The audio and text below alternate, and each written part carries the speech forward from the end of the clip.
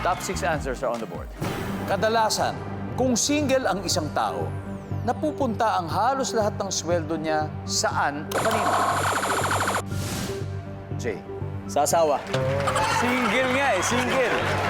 Pero baka may tinatago siyang asawa. Oo, baka. Mali mo, tinatago ang asawa. Nandiyan ba ang asawa? Siyempre, wala. Okay. Kadalasan, kung single ang isang tao, napupunta halos lahat ng sweldo niya saan o kanino? Sa magulang. Sa magulang.